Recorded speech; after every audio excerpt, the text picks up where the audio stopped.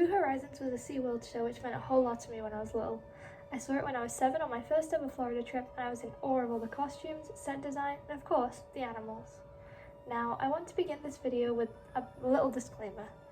Unlike most of my analysis videos where I try and take every piece of a work into consideration, in this video, I won't be going into detail about SeaWorld's way of caring for animals, since it's both controversial and it really doesn't contribute that much to an artistic and narrative discussion about the show itself.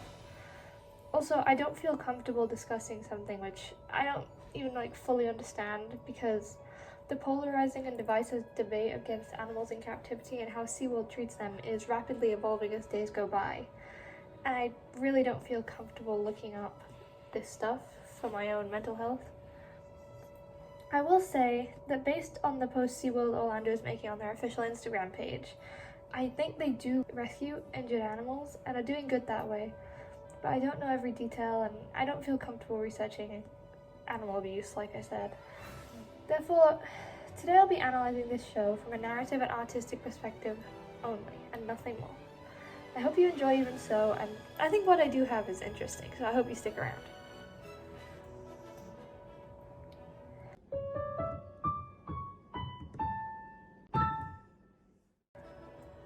Part 1. The story of the show as it is presented to the viewer.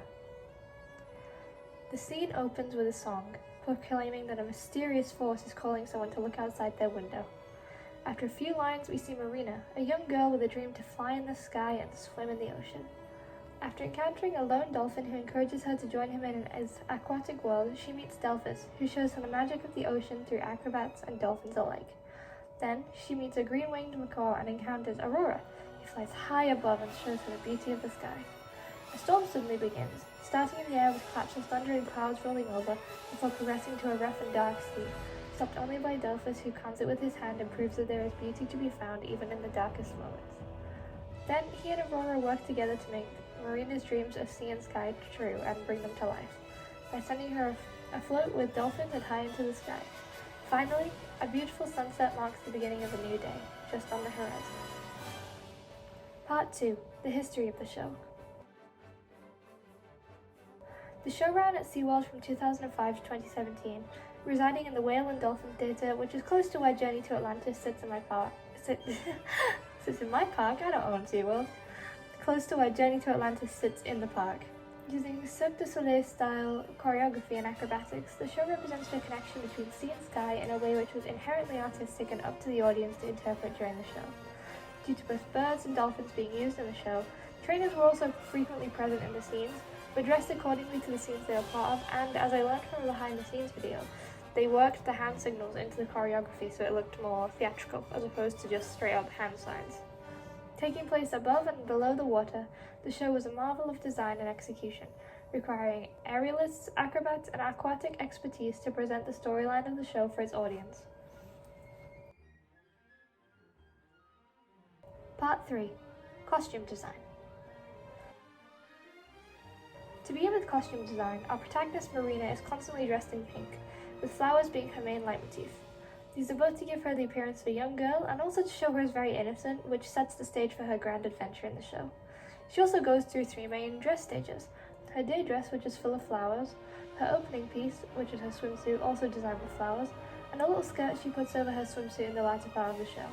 All of these pieces help to bring her feminine look forward and present her as a young character. Aurora, the best character, is dressed like a red macaw, carrying with her a train similar to a bride with a design similar to a peacock or another elegant bird. In certain versions of the show, since there were 2, Orlando and San Diego, her face is obscured, but in Orlando it's presented with heavy makeup and design elements to create a sense of elegance.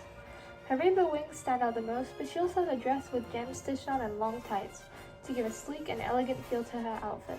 She is the most elaborate character since she never goes underwater, so her costume is less utilitarian. Delphis is wearing a wetsuit for his role, since he has many interactions where he's in or around the water. His grey colours reflect the idea of dolphins, while the fin shows his connection to the animals. It may even be placed on his chest, not only for design, but also because it shows how close they are to his heart, because he's the spirit of the sea. He also uses light turquoise accents on the suit, allowing him to reflect the beauty of the sea when it's crystal clear. As for the other performers, many of the trainers wear green, possibly to represent the space between sea and sky or land, and also make them look different from the main characters. Most of the aerialists wear very bright colours to represent them as being birds, which are typically very flamboyant and beautiful to attract suitors.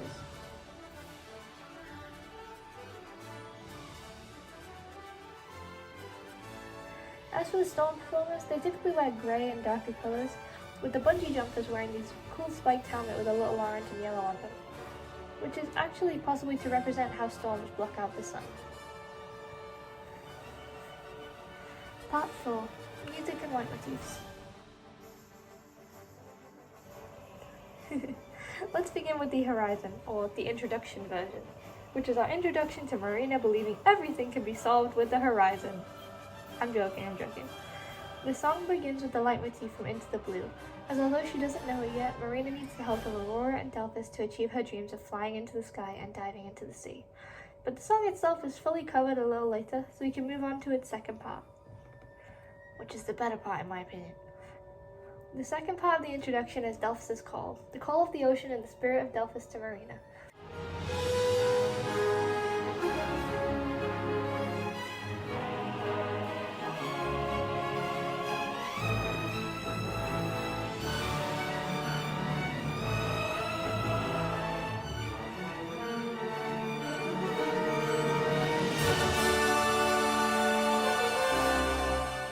I also consider it his theme, just because both the spirits have themes in succession, basically. It predominantly uses instruments of brass, winds, and a choir for dramatic effects, to reflect how grandiose and complex the ocean can be, whilst harmonizing to create an impression of intense and wild beauty. While the call is quite dramatic, it is also a calming melody, and the winds doing scales give the sense of allure that the ocean has to it.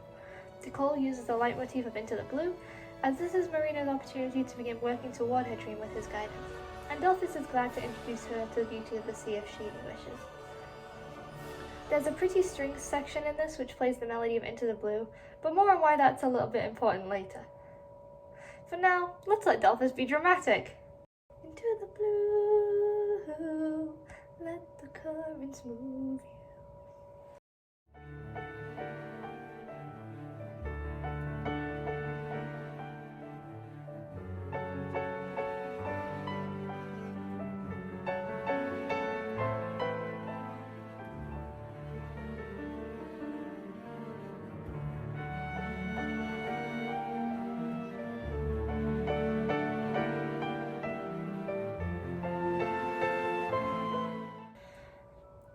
Aurora's Dream Flight, which I also consider her theme, uses winds, vocals, and brass to begin, before transitioning into strings and piano, instruments reflecting Aurora perfectly. The elegant spirit is an acrobat, master of the skies, and able to introduce Marina to the complexities of the world in a dreamlike manner.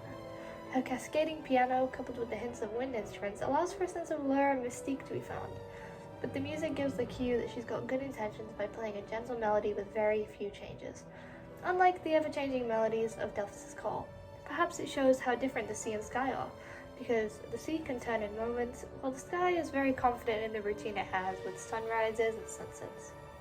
There's some very loose hints of Into the Blue in the Dream Flight track, but it's way less obvious than Delphis' call. Like, I wouldn't be able to easily point out it to you, but I could tell they had similarities when I was listening. But yeah.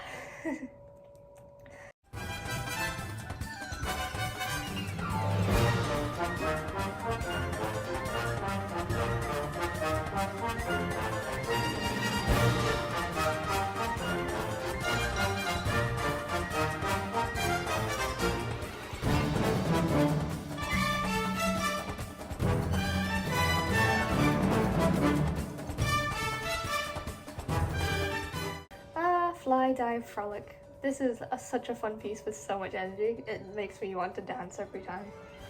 I think the piece encapsulates the energy of birds very well, because they're playful and confident in the world they inhabit. The trilling also reminds me of a bird's call and how they often respond to each other. The joyous brass in this piece is interesting, as while Aurora is featured, her instruments come together with Delphis' brass, possibly since the scene includes the aerialist diving into the water alongside the music. The piece also includes a leitmotif of the horizon to remind us that these views are what Marina desires to do, and with each passing moment she's one step closer to making them come true. However, there's some adversities first.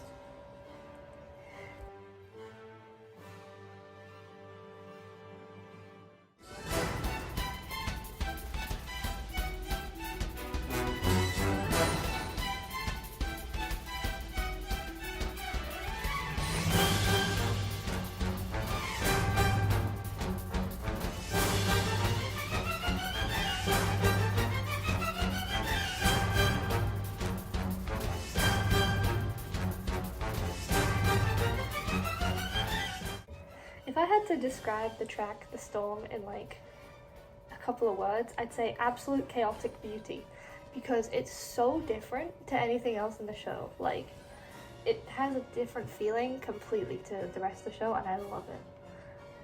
Its violins and heavy timpanis give a sense of danger and fear which can't be felt in any of the music otherwise. The violins also remind me of rain, because, you know, the rain typically beats down in a storm, and the call and response of the violins with the brass might represent how we see lightning first and then hear the crack of thunder. Coupled with the bungee performers being absolute gods of the air and the chaos of music, this piece is a banger, and it helps to show the danger of the sky during a storm, which is very helpful for the theme of sea and sky. I do really love this part of the show though, although when I was younger it did make me wonder if the birds were evil, because I wasn't used to seeing, you know, these cool birds, and then these creepy birds that rose up and did bungee jumping. I was like, what?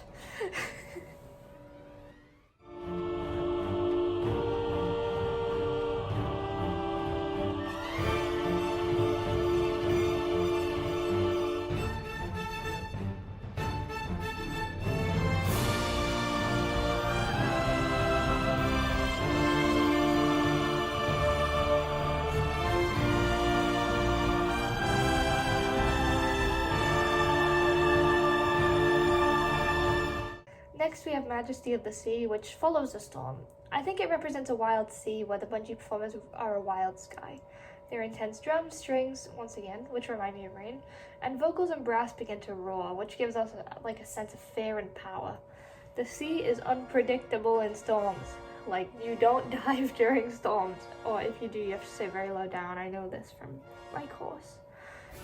It's very dangerous, and the music reflects the feeling of kind of watching the waves crash high above you during these scenarios. Despite the fear, it's actually majestic and breathtaking how cool they look. However, this all comes crashing down when the brass, vocals, and timpanis change tone.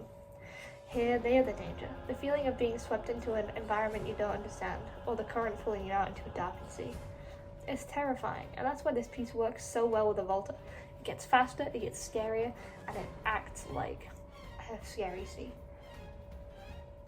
Finally, the last section is gentle and predominantly uses Aurora's instruments of strings, piano, and a flute, representing how sea and sky come together to stop the storm. This is also the sea I like to call Delphis deciding he's God, but in reality he calms the waves and gently shows Marina that there's beauty even in the darkest storms.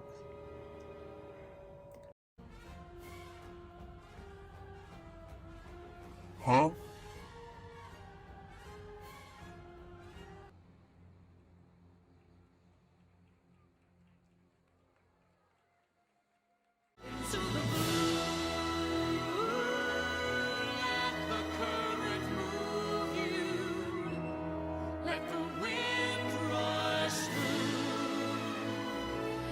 To a place you've never seen, come face to face, find what it means.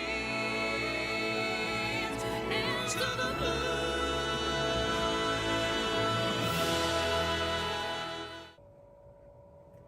Oh, it's my favorite song.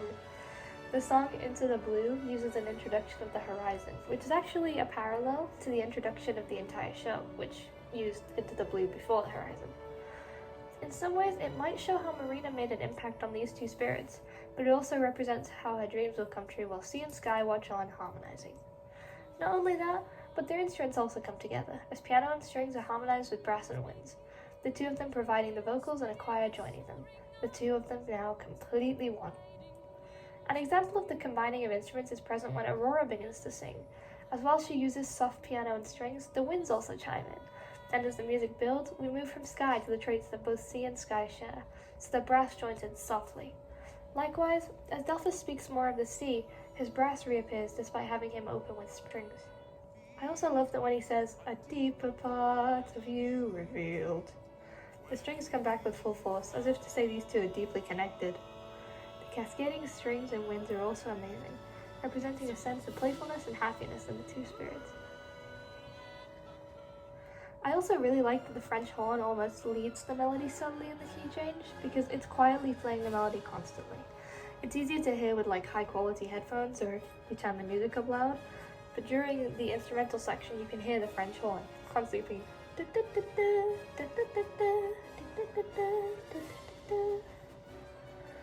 I think Aurora and Delphis' song is beautiful. Like, it's genuinely just one of my favorites. And I love how it represents both worlds they inhabit through both their costuming, the scene's direction, and like the instruments themselves. While the idea of blue is present both on their costuming and in their environments. Aurora even affirms that dreams begin on the horizon for Marina. The horizon now appearing as a symbol of hope as well as being a physical representation of the sunset and sunrise for old and new days. Marina doesn't have a vocal part to play, but instead she has a physical role, because she dives into the moment and learns how floating feels. With the help of two spirits of the blue standing hand in hand together. I couldn't resist singing, it's like the best song.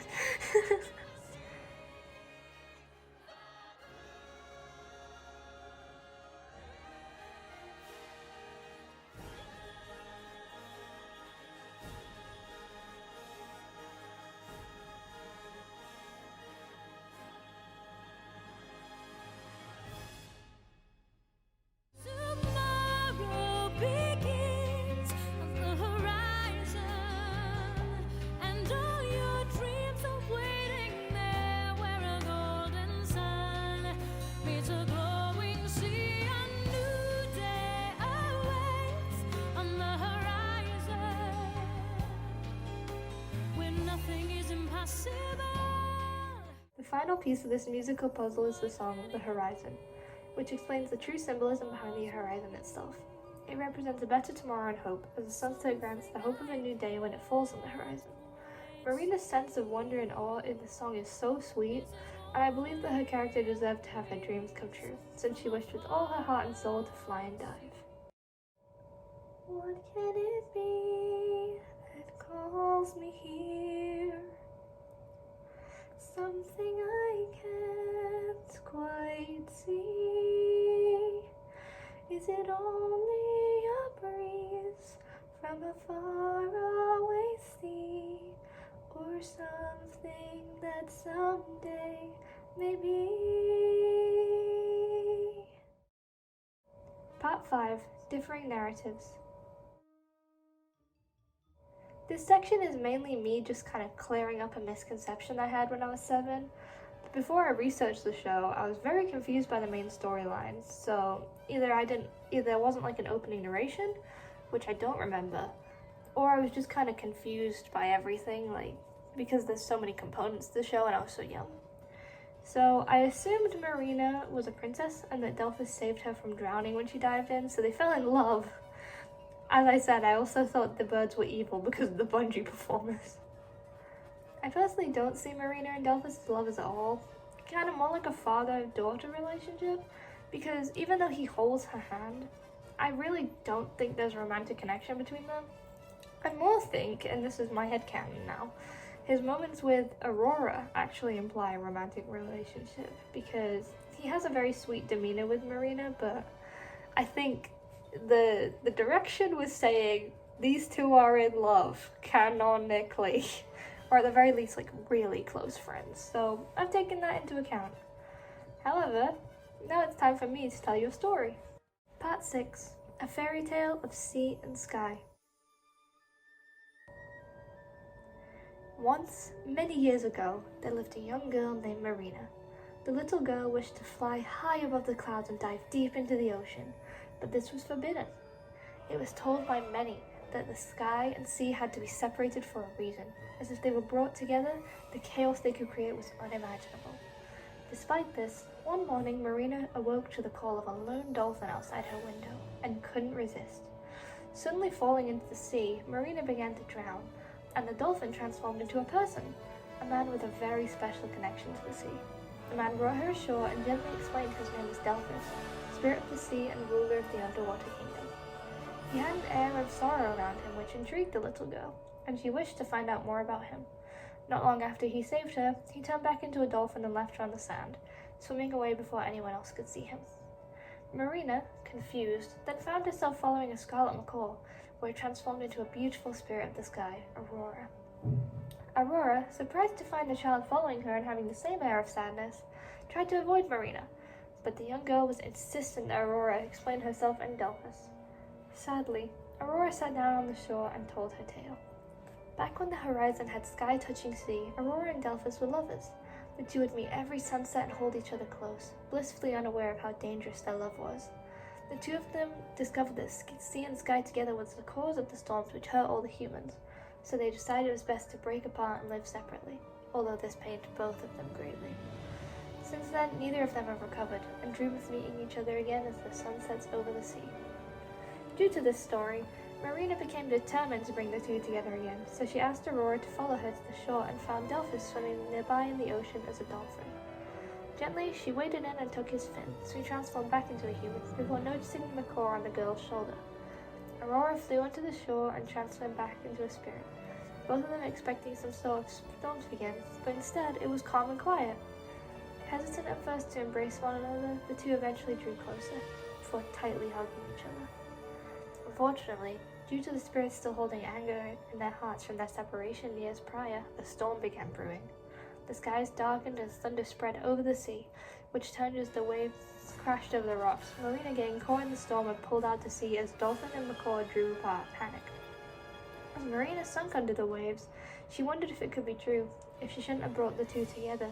But this was interrupted by the call of a dolphin and a bird, each spirit taking her into their arms and onto the shore. Delphis stood and calmed the storm with his hand while Aurora attended to Marina. After some time, Delphis and Aurora spoke on the sand, both agreeing that despite their inhibitions, they still truly loved each other and had the same dream of bringing sea and sky together. With Marina's guidance, the two spirits joined together and took a vow never to part, before deciding to grant Marina's wishes and gratitude. As the sun set over the sea, Delphis summoned some dolphins and had them carry Marina over the waves, before Aurora summoned a wind and allowed the young girl to fly, alongside thousands of colorful birds. As the sun set, Aurora and Delphis drew close, and the horizon reformed itself. Once more, a symbol of hope and peace for all the world's dreamers. Part 7. Conclusion. As you can see, this show means a lot to me. It was genuinely it really defined what SeaWorld was for me for the longest time. So when I went back again in 2019 for the last time, I was upset that it wasn't there anymore. I wished it still was, since, it was such an integral part of my childhood at SeaWorld, aside from Journey to Atlantis scarring me. I considered this show something which, it genuinely just means a lot. And I think out of everything that I would change about SeaWorld, I would bring this back, because the costume designs, the characters, everything is impeccable, and if they reworked it slightly to kind of make the story a bit more clear, or even add some dialogue, like proper conversation, I think it could turn out to be a wonderful show. But it had a great run. I love drawing the characters. I wish the show had more attention, but there's no point in me going back to SeaWorld now, because everything I like there is gone. Like, Atlantis got rethemed, Blue Horizons is gone. It's just, the stuff that I liked as a kid has changed, and I'm okay with that. But it also means that now I have no reason to return, which, I'm not that upset about. I don't want to financially support them. The one thing I would do, if I had money, was I would get myself one of the Aurora dolls from Blue Horizons, but I'd get it from a reseller, because I think it's justifiable to say I'm giving the reseller my money rather than SeaWorld, because the reseller already paid SeaWorld. But yeah, apart from that, I mainly just draw Blue Horizons because I think the characters deserve more attention. Like, they inspired me as a kid, and I love the music. So yeah, that's the video. Thank you for listening and watching, and yeah, I'll see you soon. Bye bye.